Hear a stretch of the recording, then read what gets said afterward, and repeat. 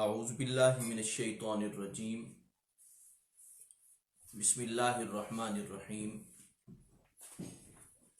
ان اللہ و ملائکتہ یصلون علی النبی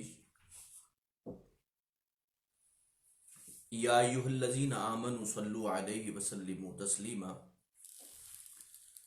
اللہم صل وسلم علی سیدنا و مولانا محمد وعلی آل سیدنا و مولانا محمد مبارک وسلم وصلوا علیہ۔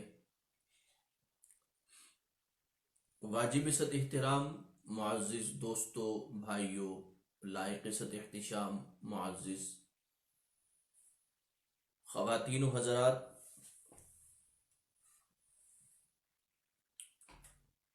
اخلاق قرآن اور ہم کے موضوع پر ہم نے آپ سے آج گفتگو کرنا ہے، آپ کے سامنے اس حوالے سے بیان کرنا ہے۔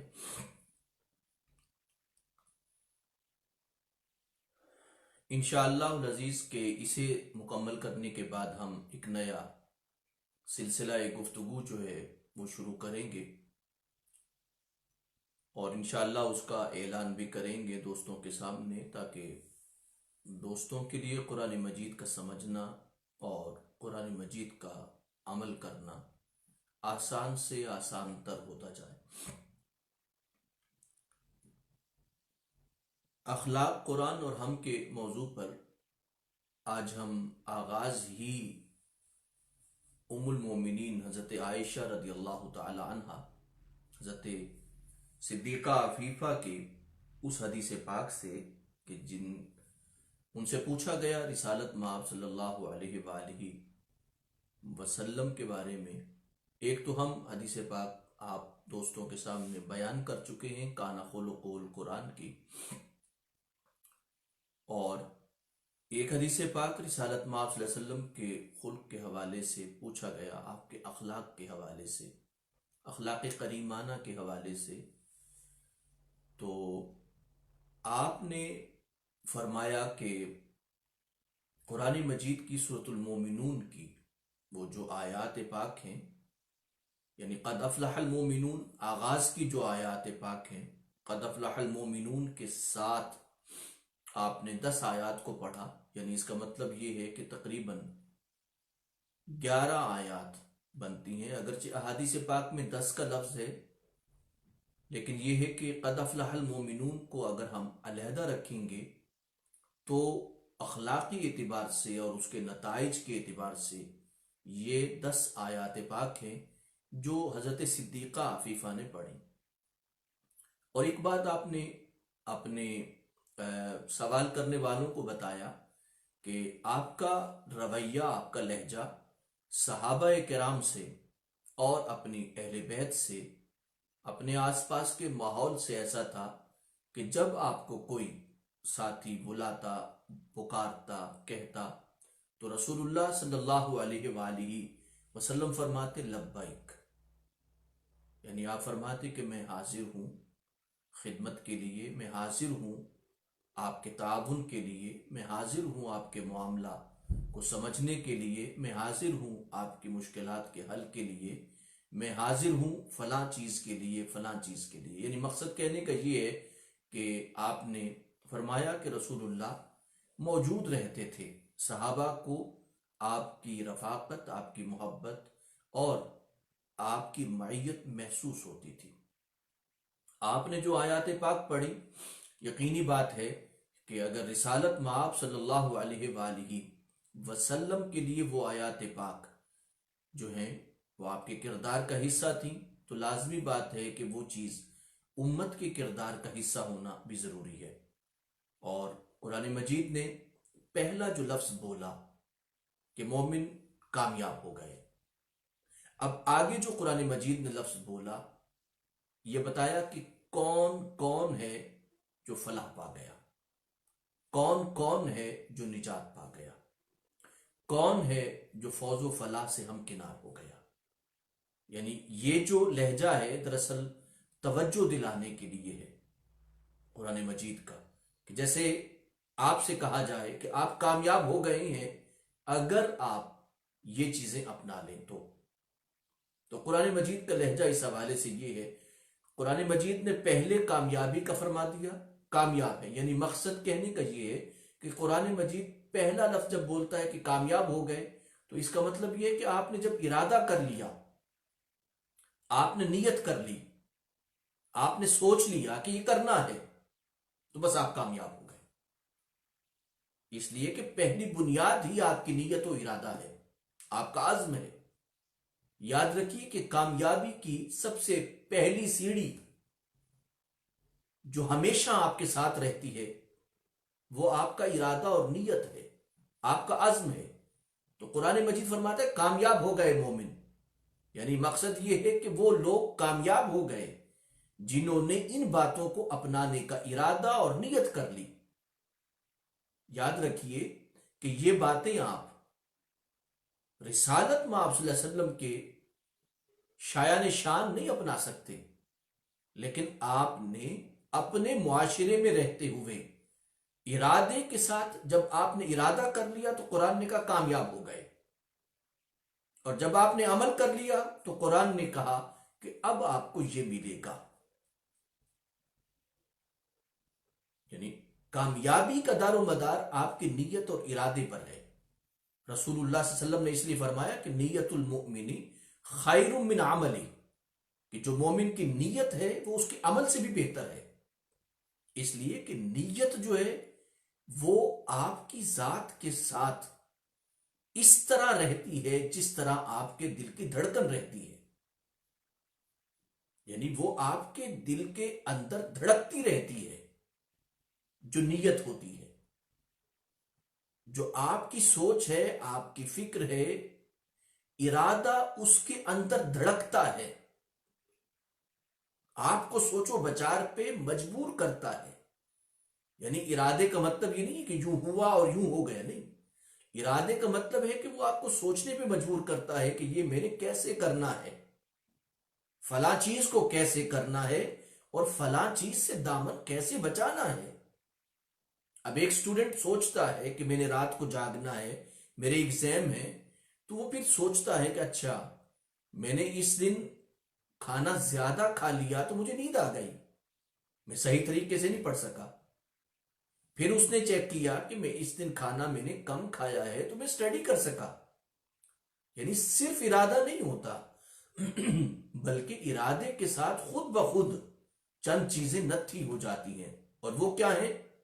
آپ کی سوچ، آپ کا فکر، آپ کی پلاننگ، آپ کی پالیسی، یہ دراصل نتھی ہو جاتی ہے آپ کے ارادے کے ساتھ.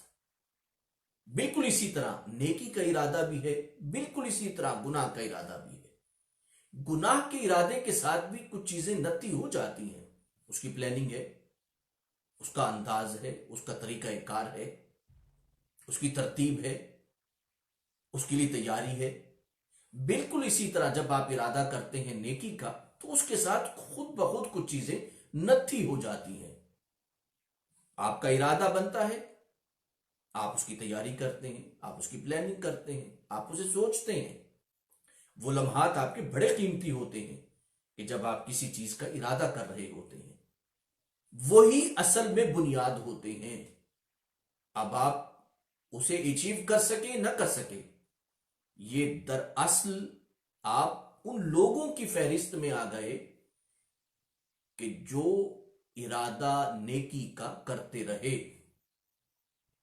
رسالت مآب صلی اللہ علیہ وسلم کے صحابہ کو دیکھیں، جن لوگوں نے صرف کلمہ پڑھا تھا تو اللہ پاک نے انہیں بھی جنت الفردوس میں جگہ عطا کی. کیوں؟ اس لیے کہ ان کے ارادے کے ساتھ ان کی پلاننگ خود بخود آ گئی تھی. ان کی سوچ میں تھا کہ ہم نے اب یہ کرنا ہے ان فیوچر. اگرچہ یہ اللہ کا فیصلہ نہیں تھا پر ان کا تو فیصلہ تھا نا. اللہ پاک نے تو انہیں ان کے فیصلے پہ اجر دینا ہے، نہ کہ اپنے فیصلے پر. اگر آپ نے ایک بات کو سوچا ہے، پلاننگ کی ہے، تو اس کا اجر اگرچہ آپ اسے نہ کر سکیں تو بھی اس کا اجر ملے گا آپ کو. رسول اللہ کا فرمان صلی اللہ علیہ وسلم کا کہ نیکی کا حسن یہ ہے کہ جیسے ہی آپ اس کا ارادہ کرتے ہیں اللہ پاک ارادے پر بھی آپ کو ثواب عطا فرماتے ہیں. یعنی جو فیصلہ ہوتا ہے آپ کا وہ زندگی کی بڑی طاقتور حیثیت رکھتا ہے. آپ اسے نہیں بھی کر سکے تو گویا آپ اسے کر چکے ہیں. کیوں؟ اس لیے کہ جب آپ نیکی کا ارادہ کرتے ہیں تو آپ اپنے بچوں کو بتاتے ہیں, آپ اپنے اسٹوڈنٹ کو بتاتے ہیں, آپ اپنے دوستوں کو بتاتے ہیں, آپ اپنے بھائیوں کو بتاتے ہیں, آپ رشتہ داروں کو بتاتے ہیں, اپنے معاونین کو بتاتے ہیں. جب آپ یوں کرتے ہیں تو آپ فیصلہ کر کے دوستوں کو جب بتاتے ہیں تو آپ کے ساتھ چلنے والے لوگ آپ نہ بھی رہیں تو بھی اس کام کو لے کے چلتے ہیں, اور یہ صدقہ جاریہ ہوتا ہے. یہ آپ کے فیصلے کا فیض ہوتا ہے کہ جو ہمیشہ باقی رہتا ہے. اس لیے قرآن نے کہا کامیاب ہو گئے وہ مومن کہ جنہوں نے اس بات کا ارادہ کر لیا کہ اب ہمیں یہ کرنا ہے. آئیے سب سے پہلے ہم فیصلہ کر لیں, ارادہ کر لیں, اس کے ساتھ آپ سوچ لیں کہ کرنا ہے. اب سانسیں چاہے 2 باقی ہوں, سانس چاہے 1 باقی ہو, مگر آپ کو فیصلے کا ثواب ایسے ملے گا کہ جس طرح آپ نے اسے کر ڈالا ہے. یہ ہے نیکی کے بارے میں قرآن مجید اور احادیث پاک کا فیض. دیکھیے آپ نیکی کرتے ہیں, قرآن کہتا ہے 10 ملتا ہے آپ کو, اس کا بدلہ 10 کے برابر ملتا ہے.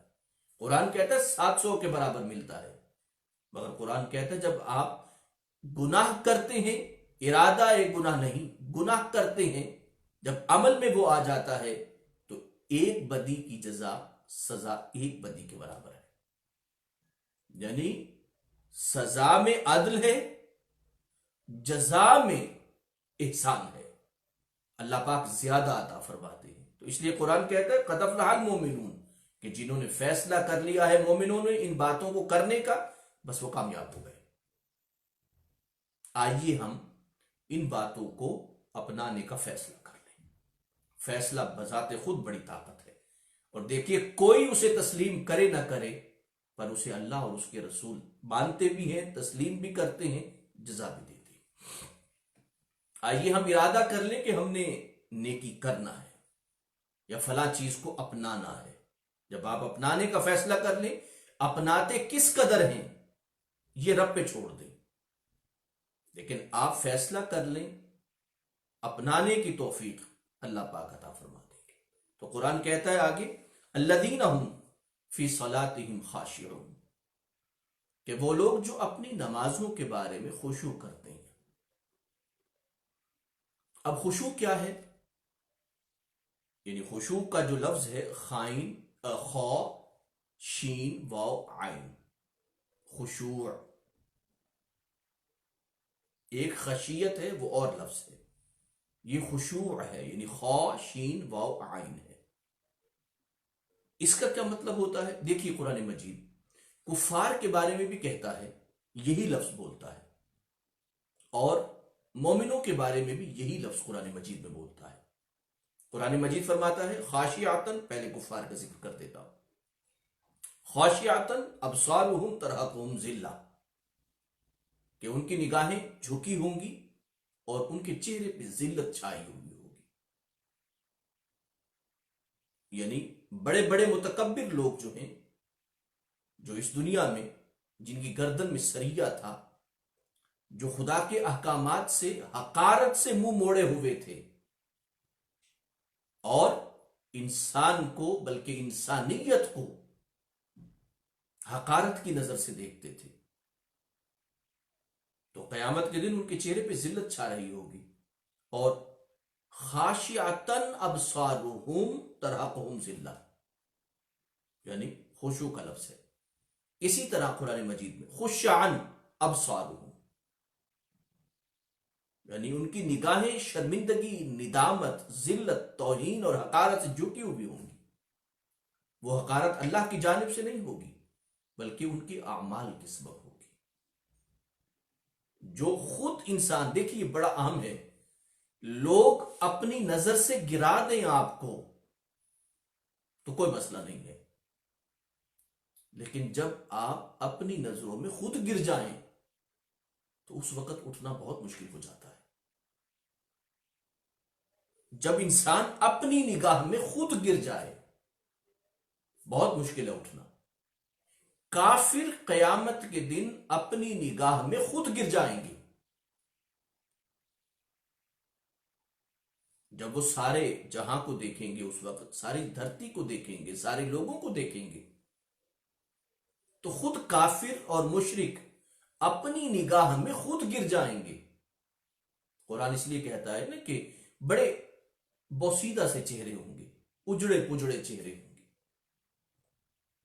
وجوہ یومئذ باسرہ، ٹوٹے پھوٹے لوگ جس طرح ہوتے ہیں، یعنی اپنی نگاہ میں گر جائیں گے کہ ہم کیا سوچتے تھے، کیا کرتے تھے، کیا کرتے رہے. پر اس وقت اپنی نگاہ میں گرنا بھی کام نہیں آئے گا، اور اس وقت اٹھنا ممکن نہیں ہوگا. لیکن قرآن مجید یہی لفظ جو ہے وہ استعمال فرماتا ہے مومنین کے لیے. قرآن کہتا ہے کہ نماز جو ہے وہ بہت مشکل ہے، لیکن قرآن کہتا ہے وَإِنَّهَا لَكَبِيرَةٌ إِلَّا عَلَى الْخَاشِعِينَ، یعنی وہ بہت بوجھل ہے، بہت بڑی ذمہ داری ہے، لیکن خاشعین پہ بھاری نہیں ہے. اب خشوع کیا ہے؟ مومنین کا خشوع کیا ہے؟ دراصل مومنین کا خشوع یہ ہوتا ہے کہ ہم دیکھیں، آپ خشوع کو بہت سے الفاظ میں قرآن مجید میں استعمال کیا گیا. اب زمین کی خشکی کو بھی قرآن نے خاشعہ کہا، یعنی مومن زمین جس طرح خشک ہو جاتی ہے پھر اس پہ برسات ہوتی ہے، تو مومن خدا کی بارگاہ میں ایسے جاتا ہے جیسے وہ کہتا ہے کہ میں کچھ بھی نہیں ہوں، نتھنگنیس ہوں، نہ کوئی میرا وجود ہے، نہ کوئی میری ذات ہے، بس اللہ ہی اللہ ہے. جس طرح زمین بالکل بنجر ہو جاتی ہے اور اللہ پھر بارش برساتے ہیں تو زمین پھر تر و تازہ ہو جاتی ہے. قرآن کہتا ہے من آیاتہ الارض، کہ قرآن مجید یہ آیات میں سے ہے کہ زمین بالکل خاشعہ ہو جاتی ہے. انک تری الارض خاشعہ فاذا انزلنا علیہا الماء اہتزت وربت، پھر وہ تر و تازہ ہو جاتی ہے، پھر اس میں پھول کھلنے لگتے ہیں، پھر اس میں پھل کھلنے لگتے ہیں. تو یہ ساری چیزیں قرآن کہتا ہے کہ مومن کافروں کو یوں ہی لگتا ہے، مگر اسے نہیں پتا کہ مومن تر و تازہ ہو جائے گا. آغاز کی میں نے آپ سے عرض کیا کہ نیکی کرتے ہوئے راستہ تنگ ہوتا ہے، مگر جیسے جیسے آپ ہیبیچول ہوتے ہیں اخلاق میں، مروت میں، صبر میں، حوصلے میں، تو آپ کی راہیں کشادہ ہوتی ہیں. گناہ آغاز میں بڑا وسیع لگتا ہے، بڑا کشادہ لگتا ہے، مگر دھیرے دھیرے انسان کو بند گلی میں اور بالکل تنگ گلی میں جا کے کھڑا کر دیتا ہے جہاں سے نجات ممکن نہیں ہوتی. تو قرآن مجید فرماتا ہے خشوع، یعنی ایک تو یہ ہے کہ تھوڑا انتظار کرنا ہوتا ہے. مومن انتظار کرتا ہے اللہ کے کرم کا، اسے پتا ہے کہ جو میرا حصہ ہے میرے مالک نے مجھے دینا ہے. ایک تو یہ ہے. دوسری جو بات ہے وہ یہ ہے کہ وہ جب بھی اللہ کی بارگاہ میں جاتا ہے تو احسان مند ہوتا ہے. یعنی یہ نہیں ہے، قرآن کہتا ہے کہ وہ احسان مند ہوتا ہے رب کی بارگاہ میں جا کے، اور وہ خشوع کر کے جاتا ہے، خشوع کے ساتھ جاتا ہے. یعنی مقصد کیا ہے کہ جب وہ نماز پڑھتا ہے، جب وہ نیکی کرتا ہے، جب وہ انفاق فی سبیل اللہ کرتا ہے، جب وہ صبر کرتا ہے، جب وہ حوصلہ کرتا ہے، تو وہ احسان مند ہوتا ہے رب کا کہ میرے مالک تو نے یہ چیزیں مجھے عطا کی ہیں، اس معاملے میں تو نے میری رہنمائی کی ہے. اگر تو میری رہنمائی نہ فرماتا تو پھر میں ان چیزوں کو کیسے اپناتا.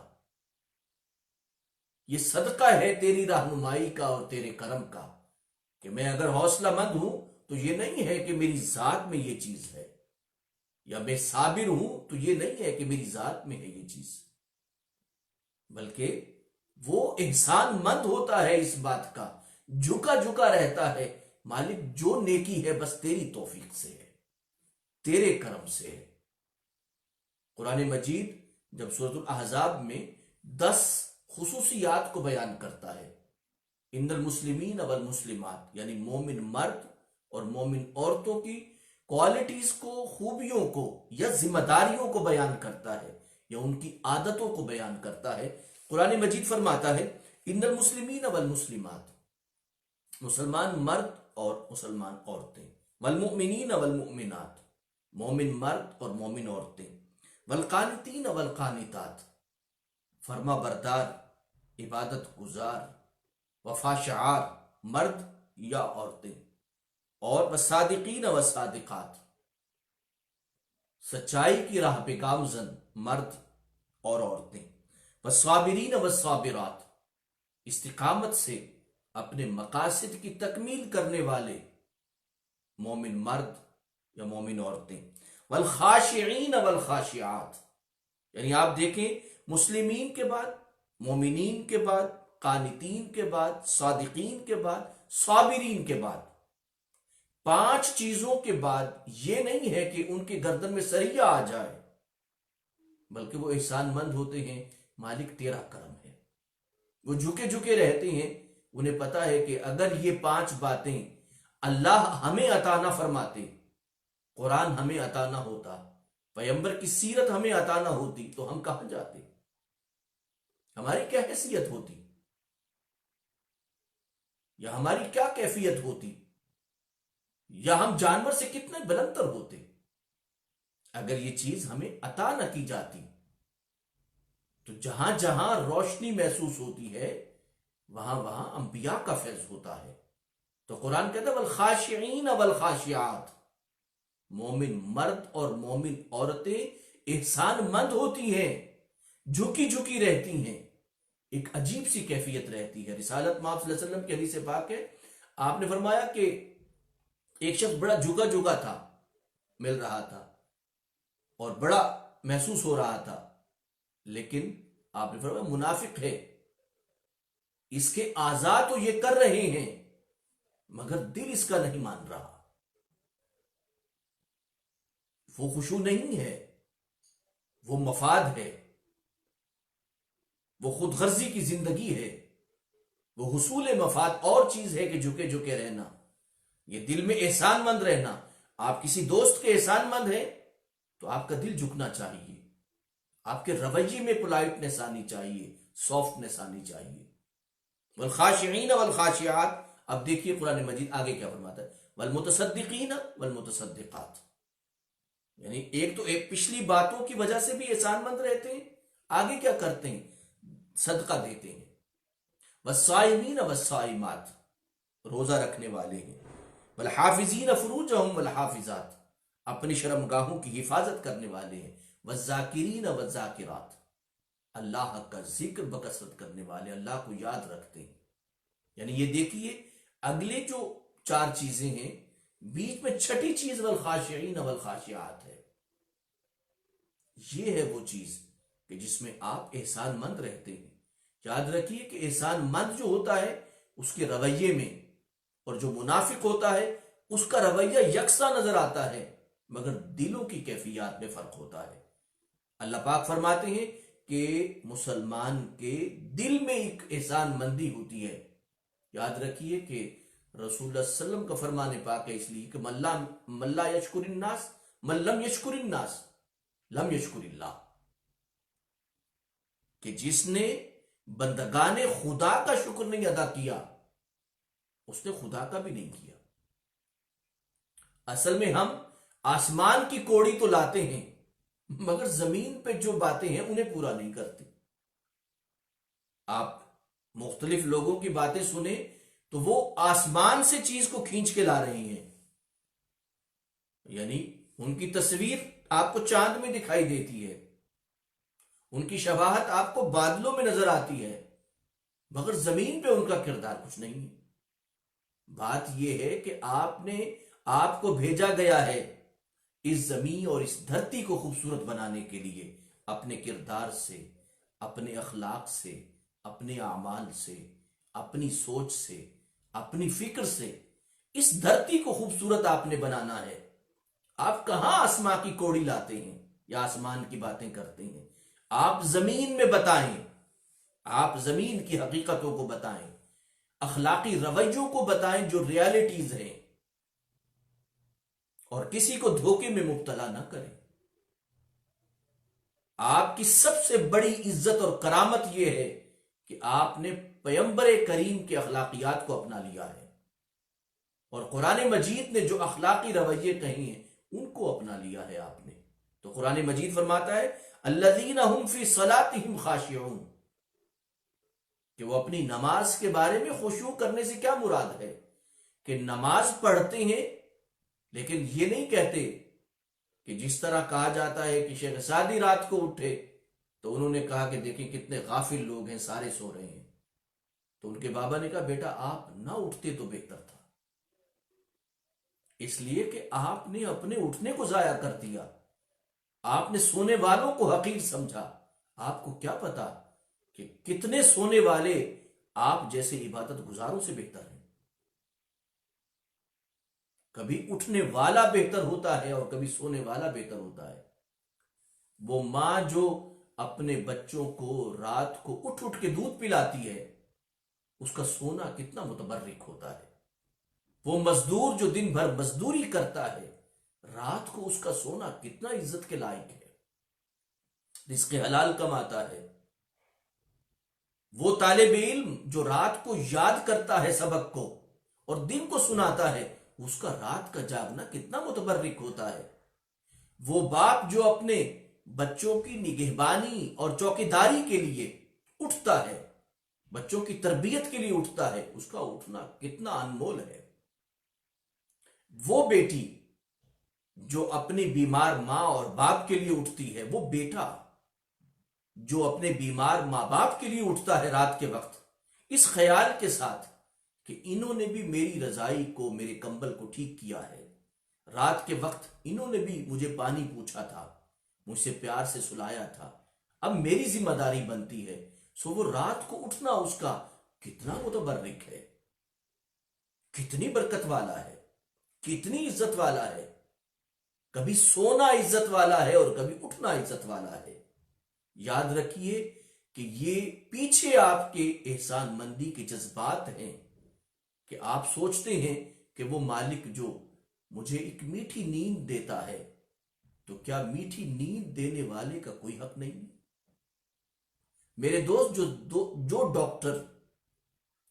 ڈاکٹر آپ کو دوائی دیتا ہے اور آپ کی تکلیف دور ہو جاتی ہے اس ڈاکٹر کے پاس آپ جاتے ہیں اور ہزاروں لوگوں کے سامنے اس کی تعریف کرتے ہیں. جو رب آپ کو میٹھی نیند دیتا ہے اس کے احسان مند نہیں ہوں گے. یہ خشوع ہے. اپنی نماز جب پڑھتے ہیں تو کوئی تکبر نہیں ہوتا کہ بھئی میں دوسروں سے بہتر ہوں، میری آبا اور قبا ہے، میں دوسروں سے بہتر ہوں، میں نمازیں پڑھ رہا ہوں دوسروں نہیں. خشوع ہے. انہیں یہ پرواہ نہیں ہوتی کہ میری ساتھ صف میں کون کھڑا ہے.